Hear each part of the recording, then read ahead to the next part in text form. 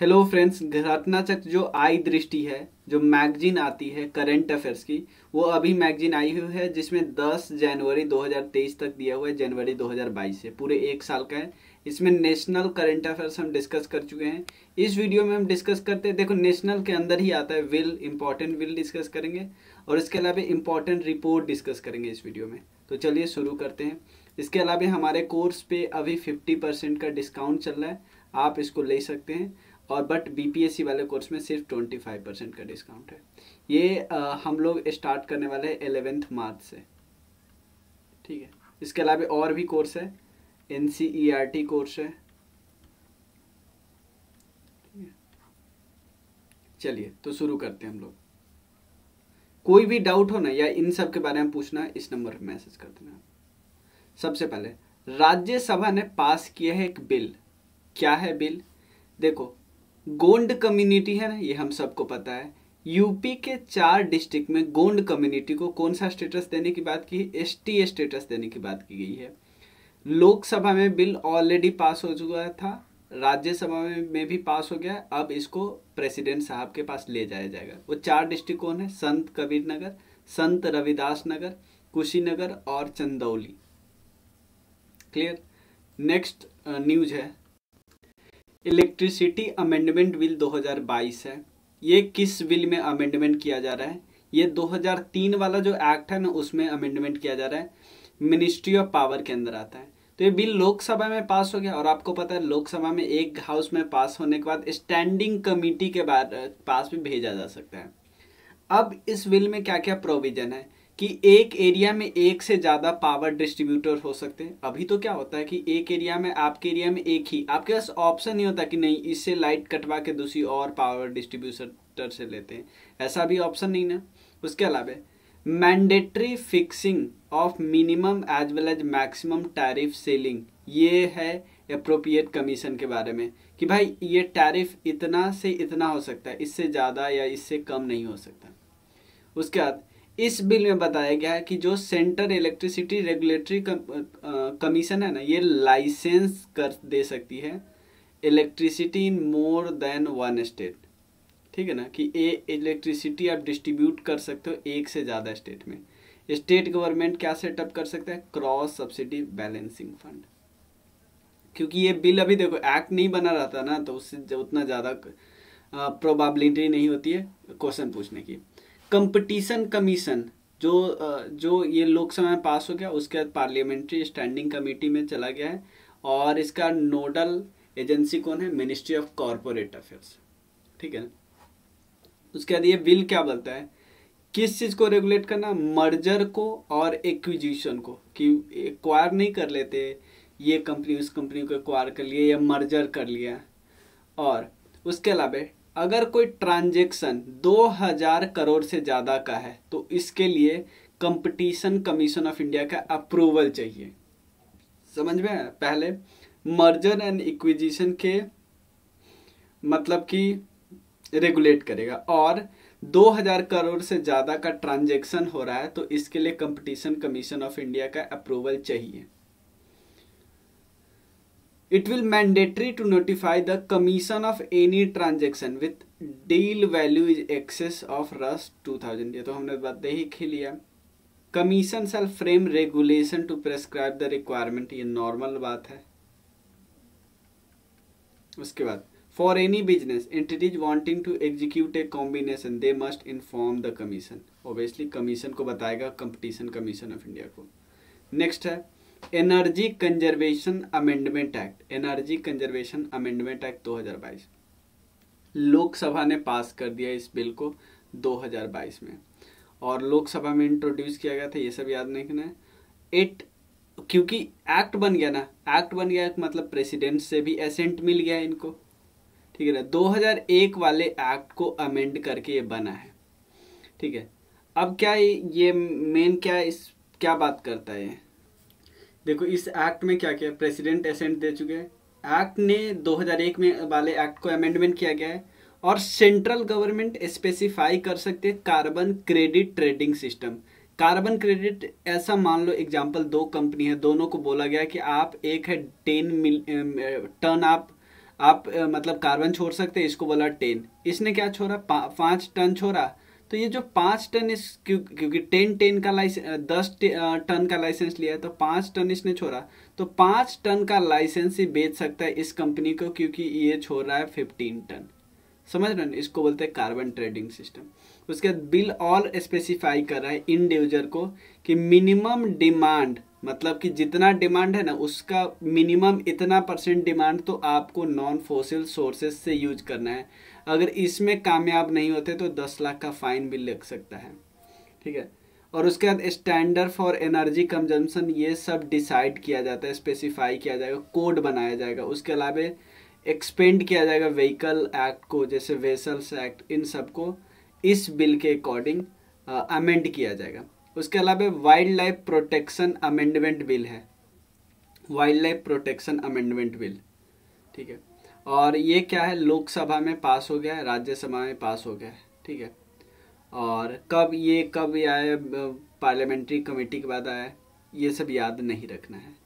Bill 6 to implement, ये चाहती है कि जो साइट्स है ना उसका जो प्रोविजन है वो इम्प्लीमेंट हो।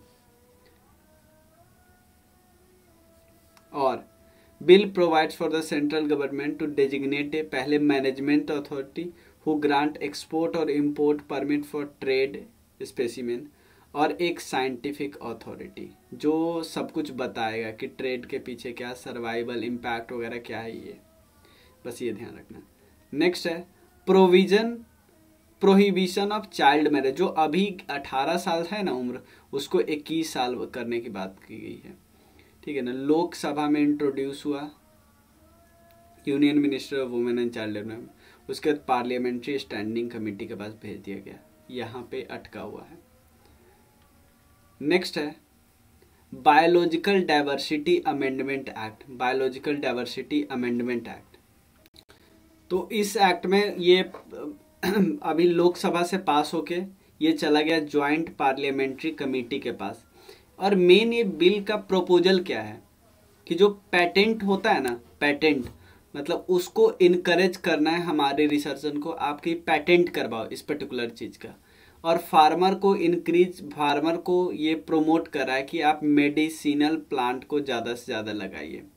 ठीक है, बिल क्या करता है, रिसर्च और bio survey activities from the purview of benefit sharing requirement से रिमूव कर दिया। ठीक है ना, जो बेनिफिट शेयरिंग रिक्वायरमेंट है ना उससे रिमूव कर दिया, जो बायो सर्वे और रिसर्च है उसको रिमूव कर दिया इस पर्टिकुलर चीज से।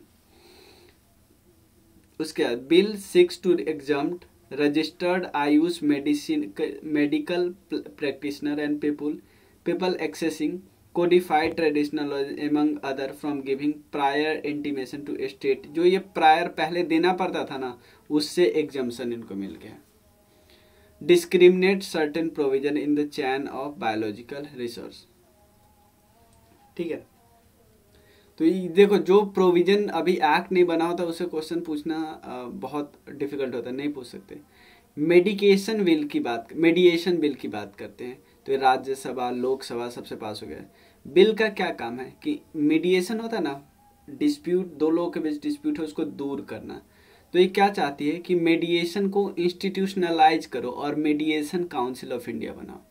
ठीक है ना, और bill contains a list of dispute which are not fit, कुछ ऐसे डिस्प्यूट होंगे ना जो फिट नहीं होंगे मीडिएशन के लिए। मतलब वहां पे ऐसा नहीं कि आप दो लोगों के बीच बात कर रहे हैं, क्योंकि यही तो था कि आप मुद्दा को सुलटा रहे हो, कोर्ट में उतना भीड़ नहीं जमा कर रहे हैं। कुछ ऐसे डिस्प्यूट होंगे जहां पे ये नहीं आएगा। Like relating to claim against minor, मतलब कि और a person of unsound mind, claim अगर कोई माइनर कर रहा है या अनसाउंड माइंड कर रहा है वहां पे नहीं करें। क्रिमिनल वाला कोई केस यहाँ पे नहीं होगा। और दो लोग लड़ाई करे और उससे थर्ड पार्टी का राइट भंग हो रहा है, यहाँ पे भी नहीं होगा। सेंट्रल गवर्नमेंट अमेंड कर सकते हैं इस लिस्ट को। It will apply to mediation conducted in India, जैसे जहाँ पे डोमेस्टिक पार्टी होगी involving at least one foreign party relating to the commercial dispute, ये सब में मीडिएशन हो सकता है। उसके बाद कॉन्स्टिट्यूशन का 127th अमेंडमेंट बिल है, ministry of social justice and empowerment ने किया, लोकसभा राज्यसभा में पेश हुआ। और इस बिल में क्या बात किया गया है, हमें बताया था कि ओबीसी अपना स्टेट अपना ओबीसी का लिस्ट बना सकता है, उससे रिलेटेड है ये। तो अब एक्ट भी बन गया है, ठीक है। अब चलिए कुछ इंडेक्स है। Worst state list in terms of child marriage.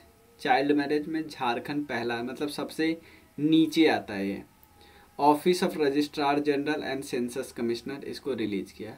Public affairs index, जो पब्लिक अफेयर्स सेंटर है ना, बेंगलुरु बेस्ड थिंक टैंक, ये हरियाणा को टॉप, सेकेंड नंबर पे तमिलनाडु। ग्रीवेंसेस रिड्रेसल इंडेक्स, ये department of administrative reforms and public grievances और UIDAI को top बोला है। India tourism statistics, vice president Jagdeep Dhankhar ji ने महाराष्ट्र और तमिलनाडु को टॉप किया है फॉरेन टूरिस्ट के लिए। डोमेस्टिक सबसे ज़्यादा है तमिलनाडु, फिर UP. Disposal and entry of case through e prosecution portal, तो ये पोर्टल को मैनेज कौन कर रहा है? Union government, under which mission? Digital India mission, Uttar Pradesh top किया। First edition of state ranking index of NFSA, तो union minister of consumer affairs, food and public distribution Piyush Goyal. Rank 1 पे है उड़ीसा, रैंक 2 पे है Uttar Pradesh. Third India innovation index है सुमन berry, ये vice chairman है नीति आयोग के। कर्नाटका पहला, मणिपुर सेकेंड, छत्तीसगढ़ यूटी में, मतलब सॉरी, कर्नाटका लार्जर स्टेट में पहला, मणिपुर नॉर्थ ईस्ट और हिली स्टेट में पहला, और यूटी में पहला चंडीगढ़, मतलब ये पूरे स्टेट में, लार्जर नहीं। Fourth state food safety index है, food safety and standard authority of India निकालती है। लार्जर स्टेट में तमिलनाडु टॉप, स्मॉलर स्टेट में गोवा टॉप, JNK यूटी में top. NESDA report, national e governance service delivery assessment, Kerala top किया है, JNK UT में top किया है। सिविल रजिस्ट्रेशन सिस्टम रिपोर्ट, ये रजिस्ट्रार जनरल ऑफ इंडिया निकालता है। Highest sex ratio at birth 2020 में लद्दाख का है, फिर अरुणाचल प्रदेश का है, लोएस्ट मणिपुर का है। नीति आयोग का state energy and climate index है, राउंड 1, ये नीति आयोग निकालती है। लार्जर स्टेट में गुजरात टॉप है, स्मॉलर स्टेट में गोवा टॉप है। नीति आयोग का एक्सपोर्ट प्रिपेयरनेस इंडेक्स है, नीति आयोग और institute of competitiveness. Top state है गुजरात, फिर महाराष्ट्र, फिर कर्नाटका, टॉप यूटी है Delhi, Goa. India press freedom report है, right and risk analysis group निकालती है। टॉप स्टेट जिसके जर्नलिस्ट पे अटैक हुआ, JNK सबसे टॉप है, फिर यूपी, फिर मध्य प्रदेश। इस नंबर पे आप मैसेज कर सकते हो। नेक्स्ट वीडियो में हम डिस्कस करेंगे इंटरनेशनल करेंट अफेयर्स, ठीक है ना। इंटरनेशनल देख लेते हैं, 3, 4, 5, 6, 8, 9, 10, 11, 12, 19, 20। एक बारी मैं यहीं पे देख लेते कितने टोटल होंगे।